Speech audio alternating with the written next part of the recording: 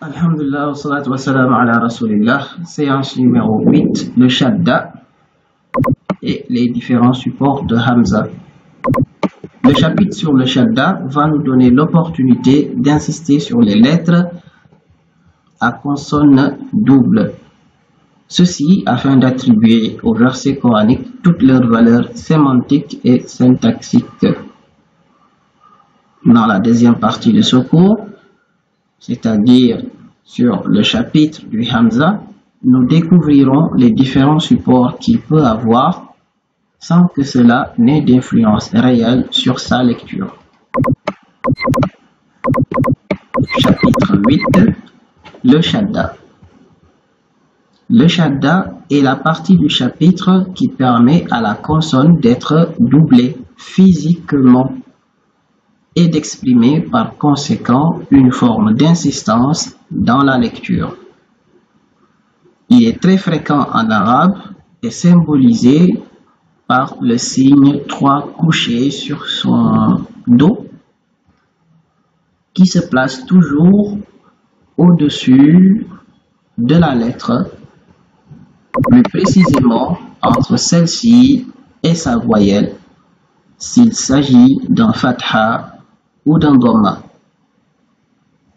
Le shadda vient de deux lettres identiques dont la première porte un soukoun et la deuxième une voyelle.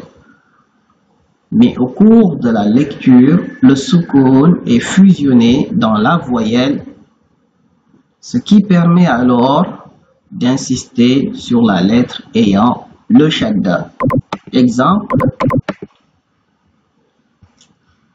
voici le symbole du shadda indiqué par la flèche verte. Lire ce mot qui est à gauche, ici encadré en bleu, revient à lire le mot qui est à droite ici. Vous remarquerez que la lettre qui porte shadda, si on l'a décomposée, on verrait qu'elle est doublée, qu'il y a deux ta par exemple, de sorte que le premier ta porte un soukoun, la première porte un soukoun, okay, et le deuxième ta porte la voyelle que vous avez aperçue ici. Donc voilà le shadda. Le shadda indique une lettre doublée ou bien montre que la lettre est doublée. Et dans la lecture, cela revient à lire cette lettre qui est doublée de sorte que la première porte un soukoun et la deuxième porte une voyelle. Donc quand on lit, ça donne batta, si j'ai mis le mot de droite, batta, batta. Le mot de gauche, on le lit exactement de la même façon. Batta, batta. Donc le shadda permet d'insister sur la lettre. Le shadda, son rôle, c'est d'insister sur une lettre. Donc quand je dirais insister sur telle lettre, ça veut dire doubler là. Batta. Exemple. Donc batta, dakko, shadda. Exemple avec le kasra. Ummu, ummi. Quelquefois, le kasra ou voyelle i peut se trouver entre le shadda et la lettre. Certes, nous avions dit que dans le cas du fatha et du dhamma, que le shadda allait se mettre entre la lettre et la voyelle, entre les deux, la lettre et la voyelle. Dans le cas du kasra, on met le shadda, on peut mettre le shadda en haut complètement et mettre la voyelle kasra en bas. Mais on peut aussi écrire la lettre qui porte le kasra et le shadda de sorte que le shadda se trouve au-dessus de la voyelle. Quand vous verrez un mot où la voyelle se trouve, une lettre dont la voyelle se trouve entre le shadda et la lettre elle-même, il faudra comprendre qu'il s'agit d'un kasra dans ce cas de figure. Et on lit ummi, ummi. Donc on a deux écritures possibles quand une lettre qui porte le kasra porte un shadda. On peut l'écrire de cette façon ou bien on peut l'écrire de cette façon. Les deux écritures sont les mêmes. Il s'agit d'une lettre qui porte kasra et aussi qui porte shadda. Donc faites attention à cette écriture. Quand vous verrez des textes, ne pensez pas que parce que la voyelle est au-dessus de la lettre que c'est un fatha. Parce que c'est souvent la confusion que les gens font. Ils peuvent penser que ici c'est umma.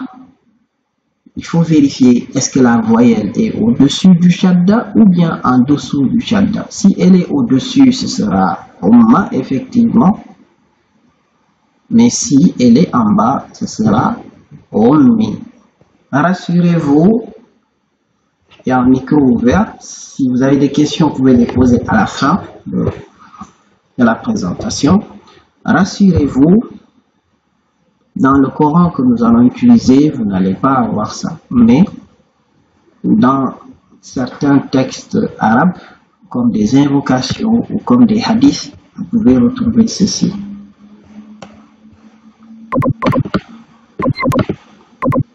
Ça, c'est la première partie. Nous allons présenter la deuxième partie qui parle donc des différents supports de Hamza. Jusque-là, le Hamza était écrit sous ce format avec le support alif ou bien seul.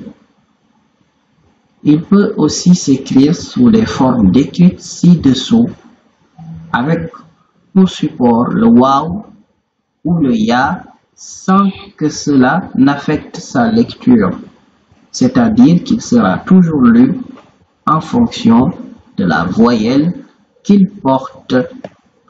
Exemple, avec waw comme support, on écrirait le hamza comme ceci: a, i, o, ou alors lorsqu'il porte le soukoun, et on sait que on ne peut pas lire une lettre qui porte soukoun toute seule. Supposons que je lui mette un a devant, on lirait a, on lirait a. Ça c'est quand il a comme support le waw. Lorsqu'il a comme support le ya, j'ai l'impression que quelqu'un a posé une question similaire tout à l'heure. Et elle avait raison de dire qu'on n'avait pas vu ça. Je pense qu'on n'avait pas vu ça comme ça en détail. Alors, quand le hamza a comme support le ya, comme ici, on lira a. Et dans le mot ulaika que j'ai utilisé tout à l'heure, ulaika, si vous vous souvenez de mon écriture, j'ai utilisé